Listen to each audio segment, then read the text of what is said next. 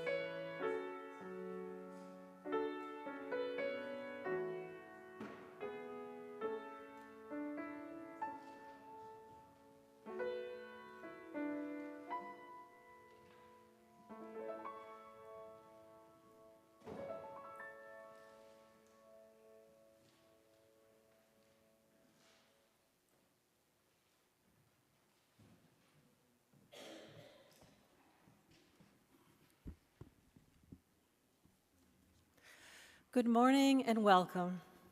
Welcome to Olympia Brown Unitarian Universalist Church. My name is Suzanne Landis and I am your worship associate this morning. Welcome to all who are here in the sanctuary and all who are joining us online. Together, we claim and celebrate the promise of our UU faith, that all of who we are is welcome in this co-created sacred space.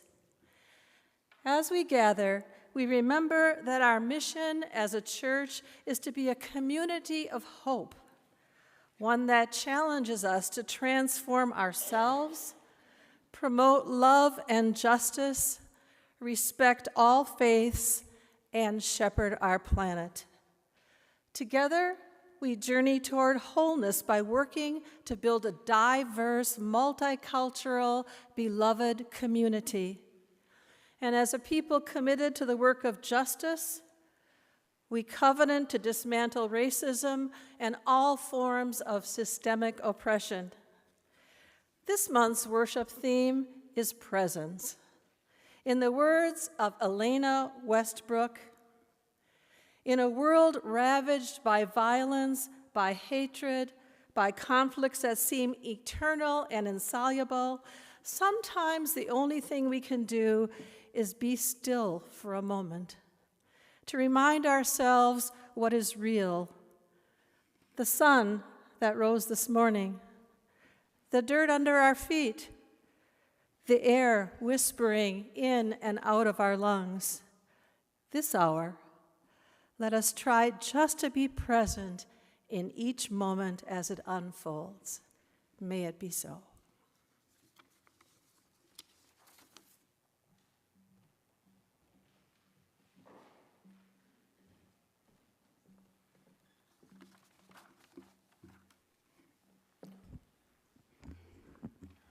Our chalice lighter this morning is Cody.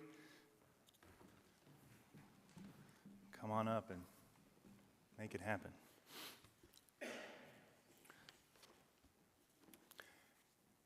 Have you ever sat by a fire and been transfixed by the flame dancing there? It's a moment of presence when you find yourself settled, centered, watching the flame dance. This morning, as a community, may this flame, as we watch it flicker and dance, may it center us.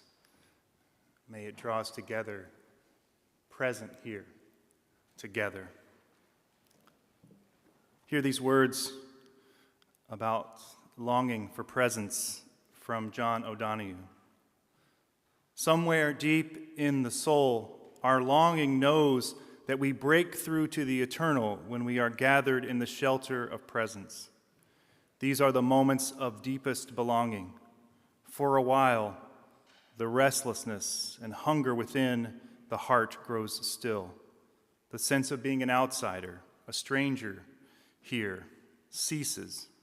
For a while, we are home. This is such a satisfying and refreshing experience. It nourishes us to our roots. I'm supposed to announce it, right? Yeah. I'm getting there, you all. The first hymn is number 83, Wind Be Still.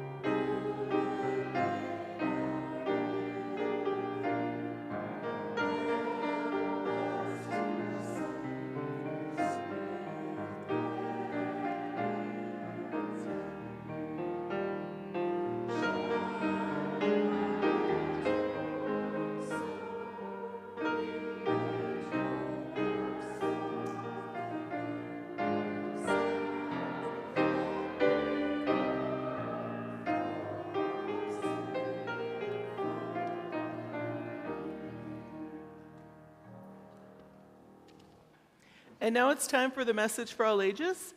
So if all the children and those young at heart can come on forward.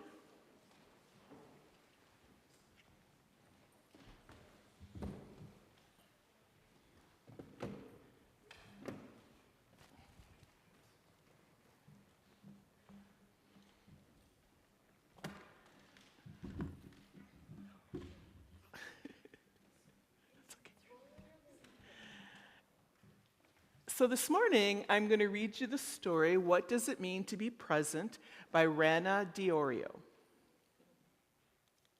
What does it mean to be present? Does it mean showing up at class? Well, that means being present, but that's not what we mean here, so no. Does it mean sharing something at show and tell? That's a presentation. So no. Does it mean wrapping yourself up like a present? No. Being present means listening carefully when other people are speaking. Noticing when someone needs help and taking the time to give them the help they need. Focusing on what's happening now instead of thinking about what's next. That's a hard thing to do, especially when you're grown up. Appreciating what you have, even if someone else has what someone else has, seems better. That's hard, for kids especially, I think. Waiting patiently for your turn. Treating each new experience as an opportunity, something new and fun, and understanding that making mistakes is how we learn and grow. Being grateful for your family and friends and telling them so. Savoring each bite of your delicious food. Cuddling with your puppy or kitty and enjoying how soft and wriggly he feels. And enjoying the warmth of the sun and the sound of the rain. Feeling the sand between your toes and watching the rolling. Of course, the computer's like wants to be updated.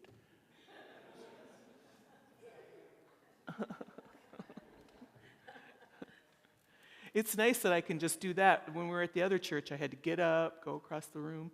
Feeling the sand between your toes, watching the rolling waves, smelling the briny seaweed.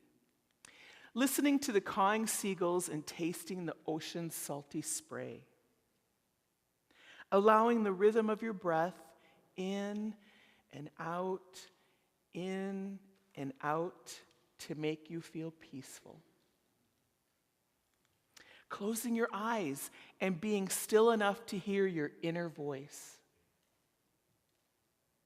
Being present means living in the moment. It means realizing that tomorrow is a mystery, yesterday is history, today is a gift. That's why we call it a present. So tell your friends what it means to be present and spread the word. When we're all present, life can be much richer, fuller, and happier. And now it's time for the children's blessing.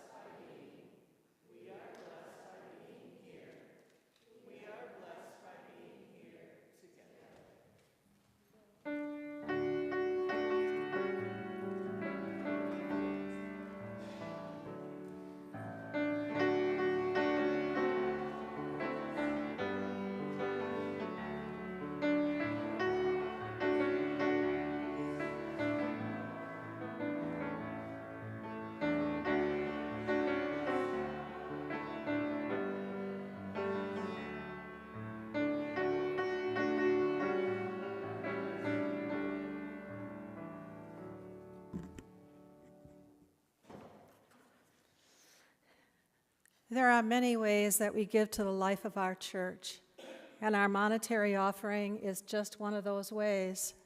Each month, we partner with a local organization that is doing good work in our community, and we share the money that we gather. Our partner for the month of December is Peace Learning Circles. And here to tell us about this organization is Joe Manji. Welcome, Joe.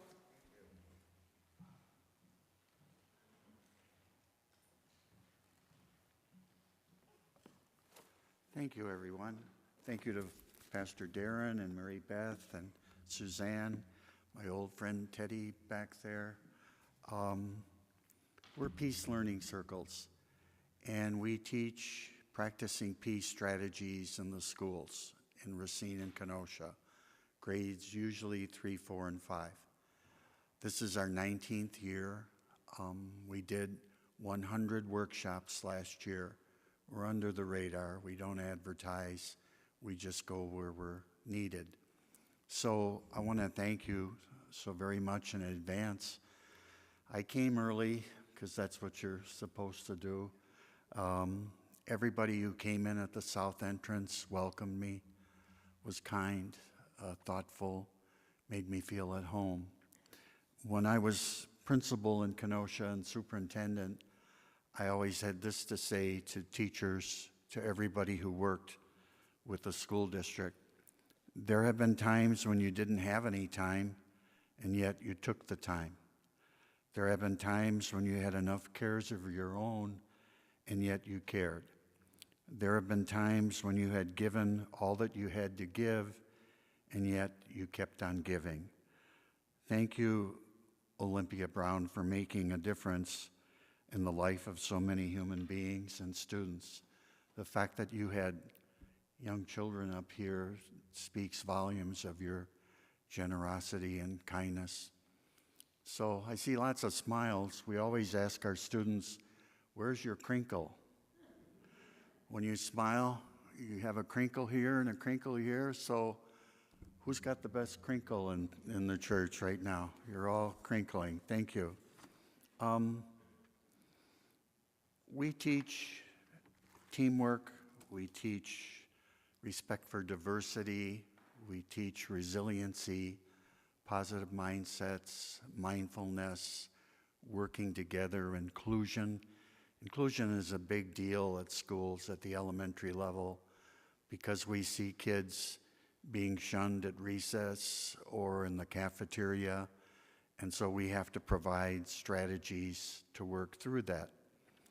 Bullying prevention is really three parts: the person being bullied, the bully, and all the kids and the classmates that are watching what's going on. So we work on all three entities, and we work with different kinds of hands-on activities that are interactive. We're not preachy. We do things where kids work together. For example, we call this a peace bundle. If there's one student that's isolated and alone, they're going to snap. But if the whole class rallies around that student, you can't break it. It's unbreakable. So with what you're doing with your kids and with each other, you work together, you're unbreakable.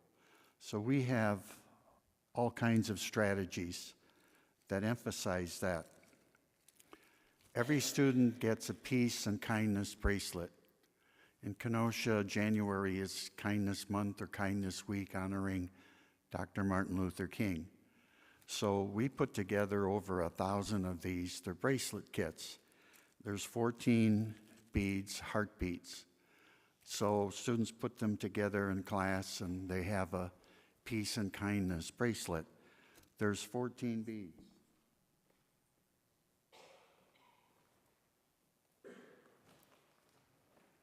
This is a little unwieldy, but this is a yoga sphere. So we teach kids to breathe, starting with loving yourself. It's the 4-4-6. You breathe in for 4 seconds, you hold it for 4 seconds, and you let it out for 6. Secret, the Wisconsin Badgers use it in their huddles. When they huddle together, that sells it to the kids right off the bat. So, if you'll permit me, 2 feet on the floor, sit up straight, okay? Breathe in for 4 seconds. 1, 2, 3, 4. Hold it for 4. 1, 2, 3, 4. And let it out for 6. Just let it flow. Let it breathe out. So to go along with that, everybody gets a peace bracelet to remind them to breathe when they're stressed, when they need to work through a problem. The Native Americans have a saying, and I know I only have 3 minutes.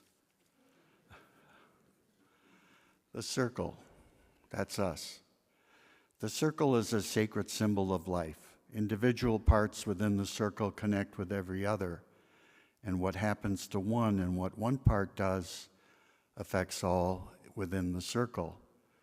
That's from Virginia Driving Hawk Sneeve, who was a Cherokee chieftain. So lastly,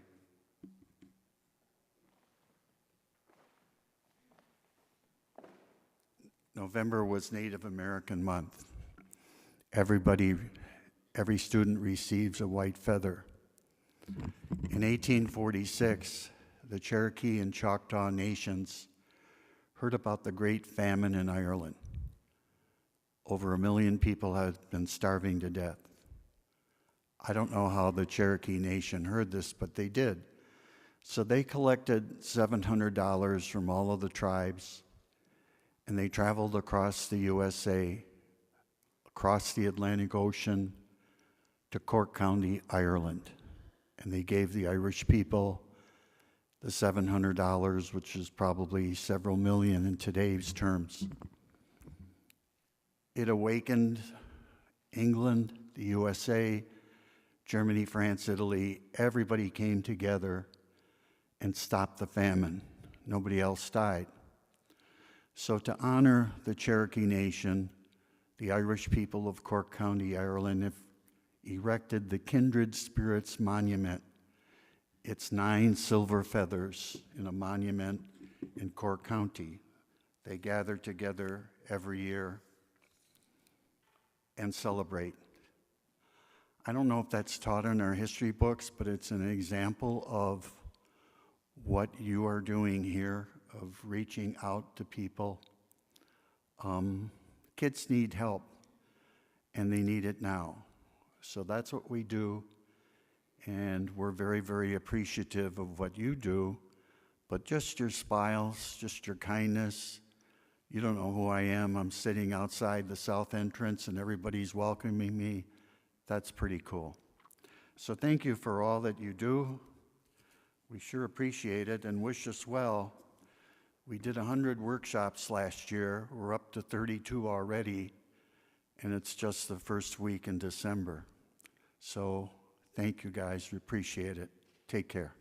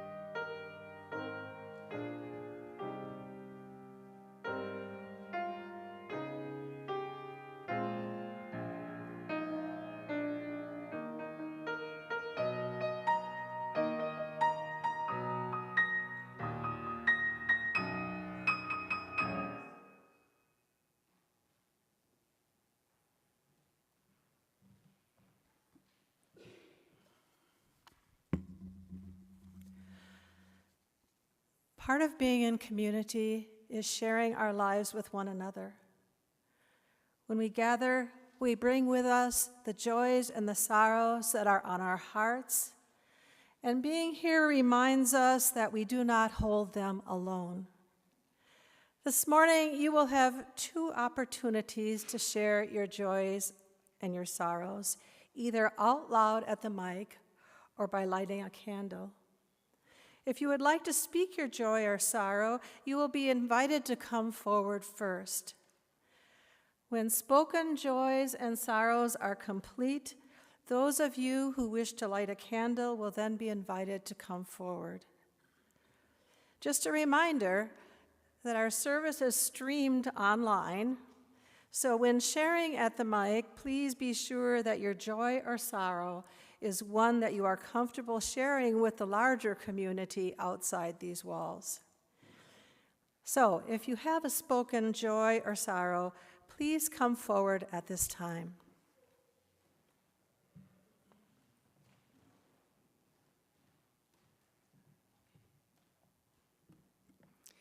I'm Lisa Skopatak. I'd like to light a candle this morning in deep sorrow and love for the passing of my dear friend Mike Scott, the curmudgeon. He, in our 20s, we were a group of friends that got together at the drop of a hat. When Mike called, we all appeared. And he gave us our tradition, our solstice tradition. So every year, in the summer, 4 in the morning, in the winter, a little bit later, maybe 7, we would gather and walk to the lake and watch the sunrise and come back and share a meal together. We're all heartbroken and send him and our group lots of love today.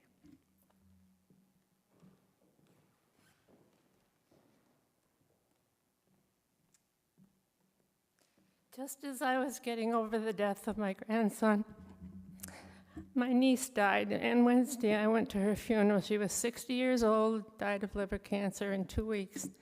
Our family has been hit very hard this year. Thank you guys for always being there.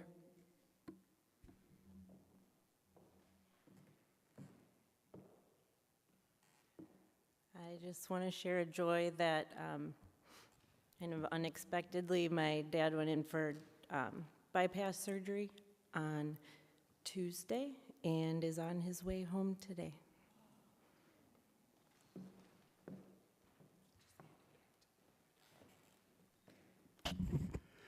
Many of you probably know or may remember Mary Lou France, used to attend many years ago.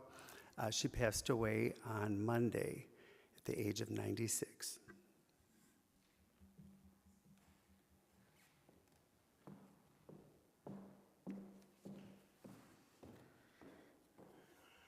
Please come forward now if you wish to light a candle.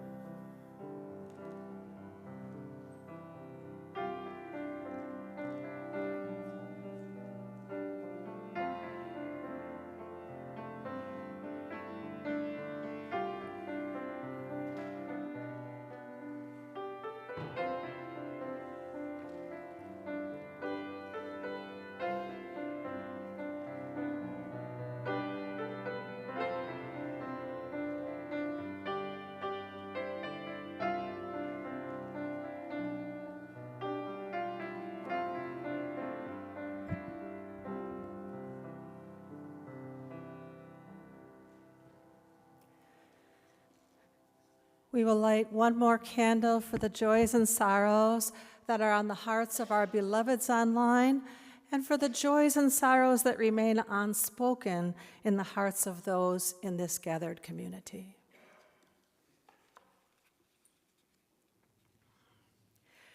Please join with me now in singing "There is a Love Holding Me, There is a Love Holding Us." The words are in your order of service.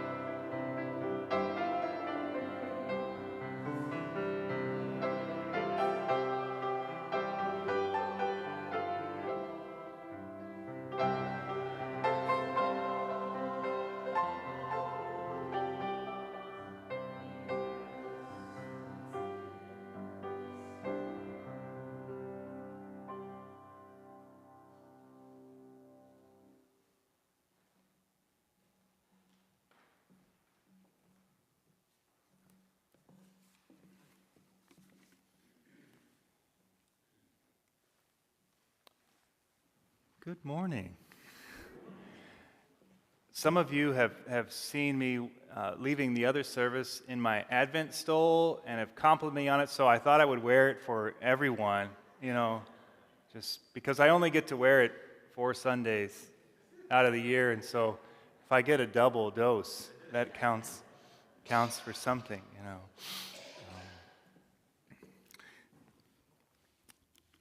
I made a couple of last-minute changes. I'm going to read the reading that's mentioned in there, but I'm going to read it at the end instead of at the beginning.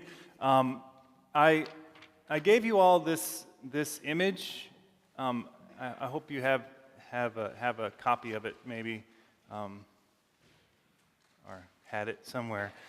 What I would encourage, if you will look at the image, I'm going to read the back of it. So earlier on Sundays, I don't know how to say it, we have, during the season of Advent and also during the season of Lent and Easter, there is an artist collective that puts together these packages for those seasons. And this season for Advent, this is part of the package they put together. It's called a sanctified art, and this is an image. I'm doing too much talking, but this is an image just so you kind of get a context of. This is an image of the angel Gabriel coming to Mary. That's the idea. But I'm going to read the back. This is reflections from the artist about how they came up with this image. So the artist is Lauren Wright Pittman. And she says, at an early age, I learned that because I'm human, I'm sinful, and that in my very existence, I'm unable to be in God's presence. Without Jesus to intercede on my behalf, my unworthiness was untenable to God. Needless to say, that was not good for my self-esteem or self-image. And there is a lot of lingering self-doubt, bordering on self-hatred, that I have yet to root out. Some of you may have experienced that. I know I did. I originally created this image for Sojourners magazine. I was invited to create an illustration based on Natalie Wigg Stevenson's reflection on the Annunciation through a queer theological lens. Stevenson's writing stretched me beyond my limits, and once I got past my discomfort, I became grateful for this challenge. Her commentary broke open my perspective and rebuilt it with affirmation, agency, consent, and pleasure. She notes that Mary is affirmed by the angel, "Greetings, favored one." Mary exhibits agency. How can this be? And offers consent. Here I am. Let it be with me according to your word. She introduced a question I had never considered. What if Mary experienced pleasure? This notion proved incompatible with my internalized shame. It challenged my deep-seated feelings of unworthiness and threatened to overturn the construct of a God who was repelled by anything human. This exercise of sitting with this thought felt revolutionary. As I attempted to create imagery to accompany her work, I found myself in tears. What if my fully embodied self, including the most human parts of me, are not only acceptable but beloved by the Creator of the universe? What if because of my meanness, God couldn't stay away and chose to come near and take on flesh too?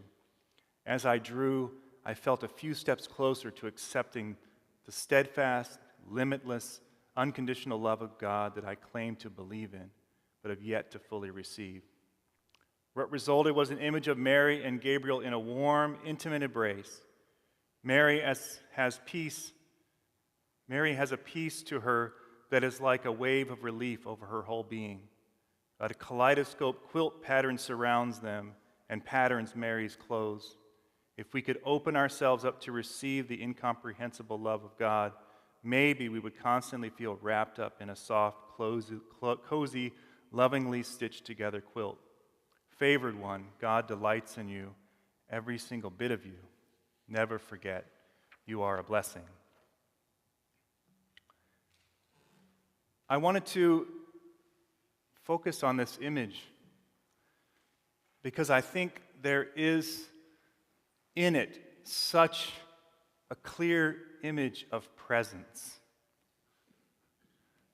Mary, with her hand on her heart, is so very present in that moment, held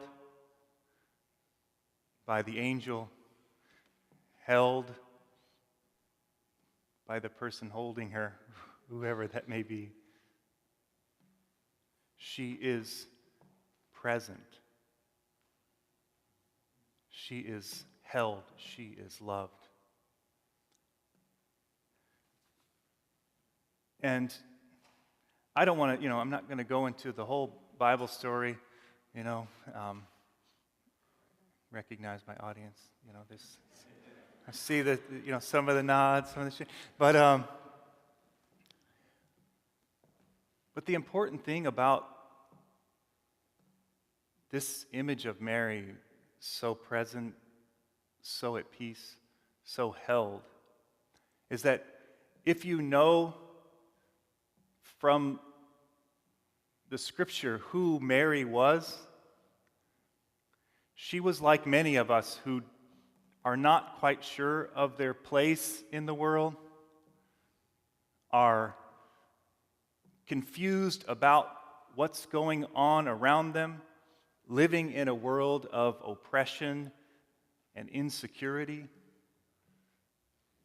shunned and shamed by the people around her. But in this image, in this moment, she's present to what's happening. And she hears the words, "You are favored." She hears that because she is there and open and present, that something amazing will happen through her. Remember that in this moment, however you think about it theologically, she hasn't been touched by Jesus' presence yet. She's just now hearing the news.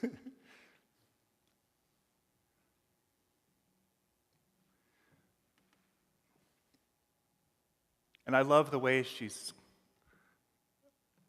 cupping her stomach. It's potential. It's something can be born in that moment. Each of us, when we quiet ourselves, when we become present to where we are in the world, who we are in the world, when we become comfortable in our blessedness, in our belovedness,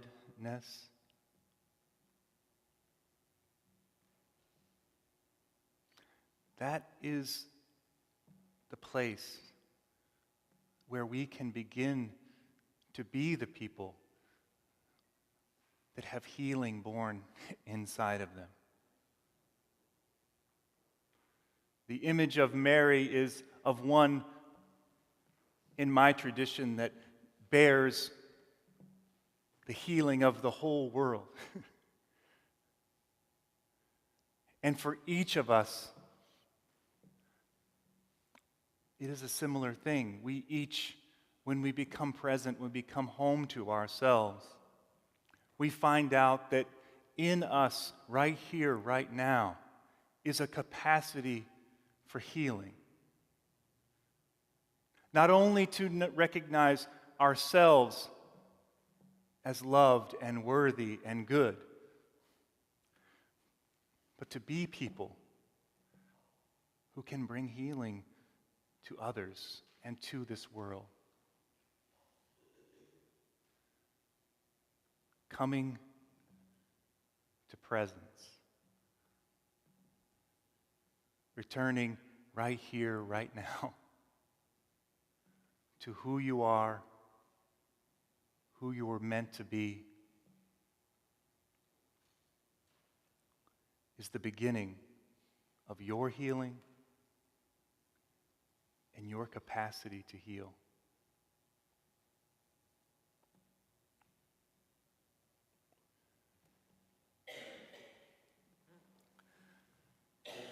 I want to read this poem. It's called Wild Geese by Wendell Berry.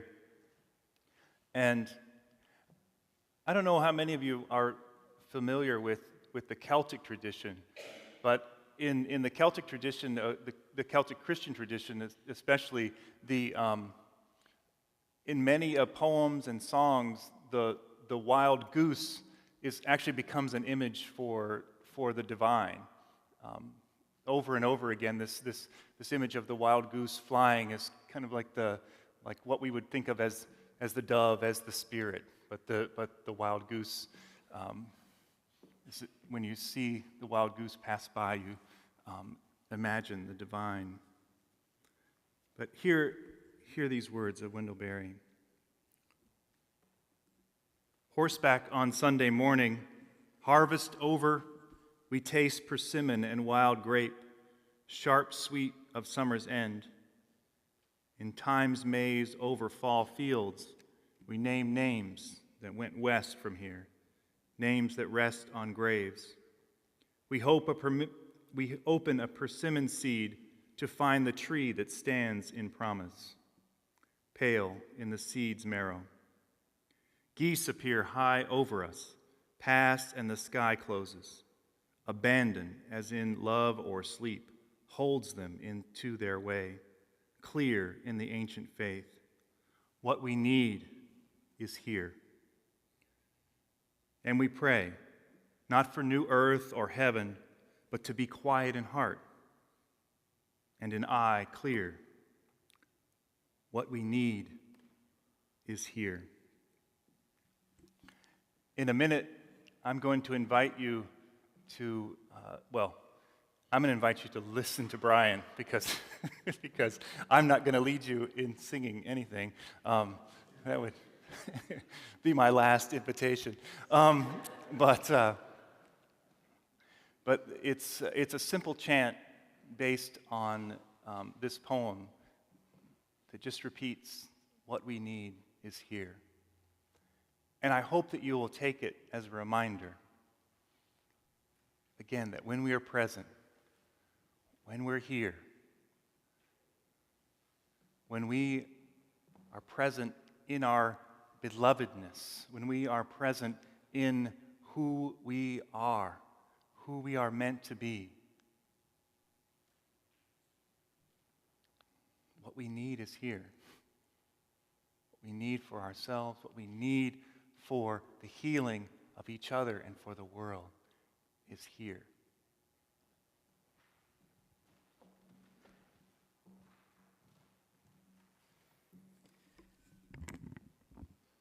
I ask you to rise in body if able, at least with your spirit, rise. As I will repeat this chant over and over, join me as you feel comfortable to. I will add harmonies. If you catch on to those harmonies, you may join me with those harmonies. I will ask a few other directions as we repeat this chant over and over. What we need is here. What we need is here. What we need is here.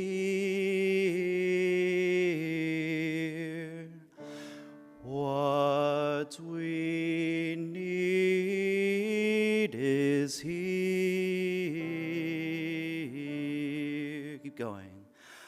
What we need is here.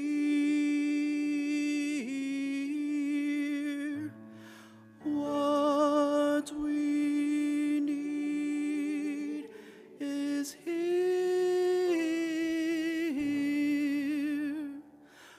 What we need is here.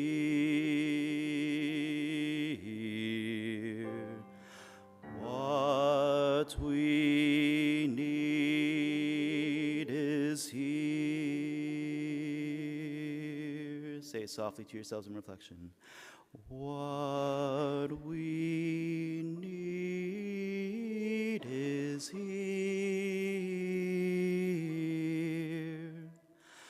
What we need is here. Turn to a neighbor. What we need is here. Another one. What we need is here. Loud enough for everybody. What we need is here. What we need is here.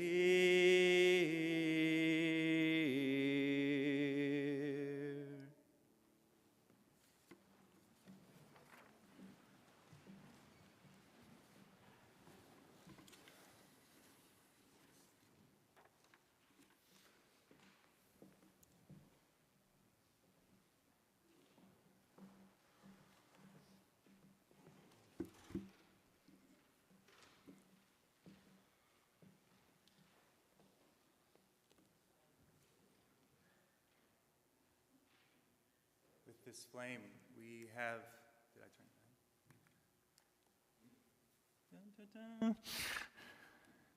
With this flame, we have been drawn into each other's presence. We have heard again that what we need is here. As we extinguish this flame, the flame continues in your heart, in your being. The here now will be the here wherever you end up when you leave from here. And what you need will be there as well.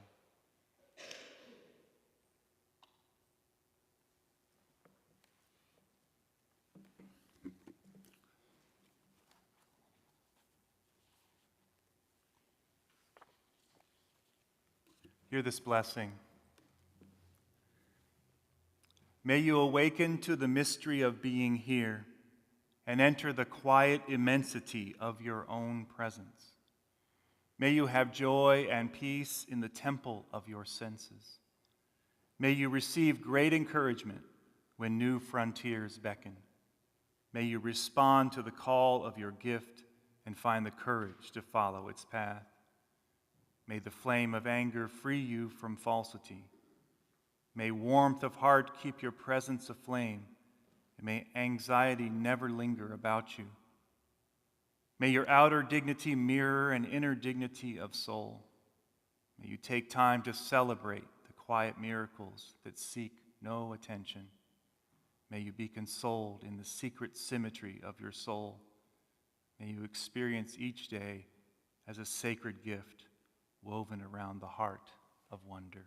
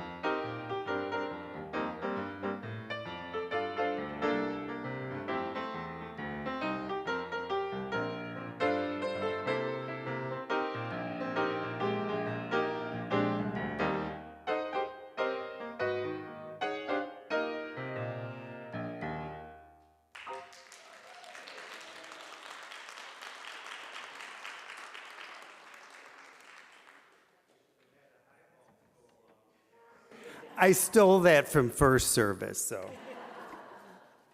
We're going to have some announcements now, and we're going to start with Reverend Darren. I'm going to sneak a couple at you. This afternoon at 4 o'clock, if you haven't seen or heard already, there's a vigil at Town Hall for communities. What? City Hall. Sorry. It's more than a town here in Racine. It's a city. Yes. It's a good point. Yes. Sorry.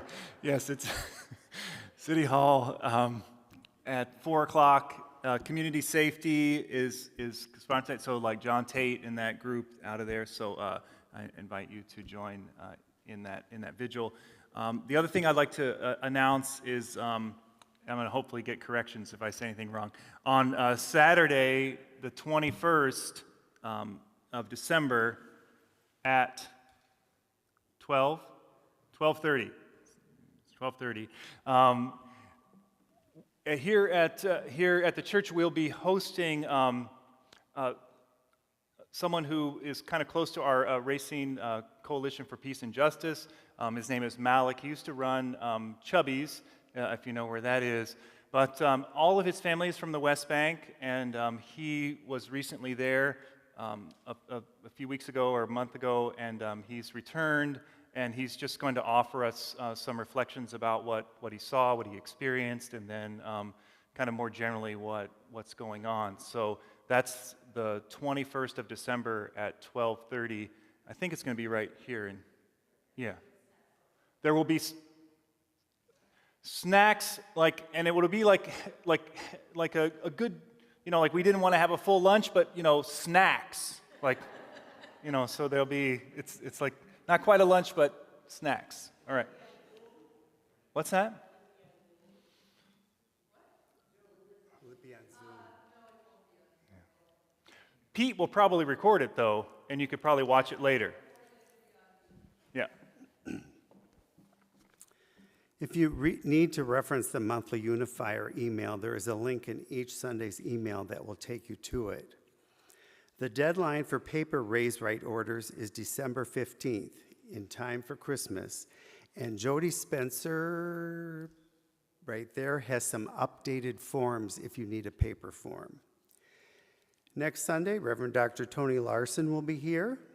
Our Christmas Eve service of lessons and carols will be at 4:30 p.m. Just a heads up, our 5th Sunday collection goes to Black Lives of Unitarian Universalism. Write checks to OBUUC with BLUU in the memo line. Our entire Christmas Eve collection will go to the minister's discretionary fund to help congregants in need. In the past, we have sent a holiday flower arrangement to our shut-ins and gift cards to those in need. We are also funding the food pantry to supply items through the winter. Donations can be made anytime in December. Write checks to OBUUC with Xmas Eve in the memo line.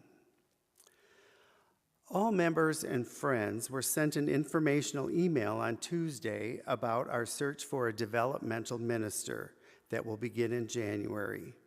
If you have questions about developmental ministry after reading the email, members of the search team will stay here in the sanctuary following the announcements to answer them for you. Or you can contact Carolyn Churchill, Mary Graham, Carl Hubbard, Suzanne Landis, or Corey Mason with any questions you might have. A link for the developmental ministry information is available in each Sunday's email as well. With food prices skyrocketing, the people in need in our city will have a harder time this year and holiday season. If you can, please consider following the reverse Advent calendar found in this month's email, unifier email, and collecting food for our love pantry. On Christmas Eve, you can bring items to church and leave them in or near the red wagon by the door to the sanctuary, and we'll put them into the pantry, or you can drop items off at the pantry throughout the month on your own. On Sunday, December 22nd, the 8th Principal Committee is inviting you to participate in an opportunity to help our trans brothers and sisters by making up go bags. So if people need to leave their homes hurriedly, they will be prepared. The list of items is in the unifier. You can also donate money. For more information, contact Roseanne Mason. The History Committee has unearthed OBUUC cookbooks from 2008. We are offering them on the south table in Erman Hall. They are $5 each, 2 for $8, or your best donation. There are plenty to go around and would make a great gift for any occasion. Yes, I have one in there too. The Social Justice Committee will be hosting the Saturday Brown Bag Lunch Program at St. Luke's Hospitality Center on Saturday, January 11th. This is a multi-generational event to make up 72 sack lunches. We invite you to donate supplies or your hands for this rewarding project. The sign-up sheet is posted in Erman Hall by our OBUUC table. This is an important one if you haven't seen it in the email. Our mailing address has changed. It is now Post Office Box 5, Racine, Wisconsin. All the information's in the unifier. For more information and details about some of these announcements, along with others and community announcements, see your monthly and Sunday emails. Normally, the deadline for submitting news for the monthly unifier is the 25th of the month. As that is Christmas this month, the deadline for submitting news for January is December 20th. Thank you to our volunteers today, our ushers, Christina Mondragon and Pamela Smiley, our Zoom host, Anita Miller, our coffee hour hosts, Claire Cross, Joyce Firebaugh, and Kira Room. We could use another coffee hour host for December 22nd. The sign-up sheet will be on the table in Erman Hall. Kay Greger has an extra ticket for the Music and More candlelight service next Saturday night here. If you are interested, see her. Where is Kay? There is Kay right there. Please stay for coffee hour following the service. For those on YouTube, log into Zoom after the service for your coffee hour. The link is in today's email.